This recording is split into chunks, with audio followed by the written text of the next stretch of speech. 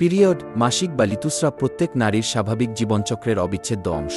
একজন নারীর নিয়মিত ও সঠিকভাবে মাসিক হওয়ার অর্থ তিনি সন্তান ধারণে সক্ষম। প্রতিটি নারীর জন্য পিরিয়ড বা মাসিক চক্র খুবই সাধারণ একটি শারীরবৃত্তীয় প্রক্রিয়া। প্রতি মাসে সঠিক সময়ে মাসিক শুরু হওয়ার মাধ্যমে নারীর শারীরিক সুস্থতাও নিশ্চিত হয়। একটা মেয়ের বয়স যখন 12 থেকে 13 তখন তার মাসিক শুরু হয়। বয়স 52 বা তার কাছাকাছি বয়সে গিয়ে মাসিক পুরোপুরি বন্ধ হয়ে যায়।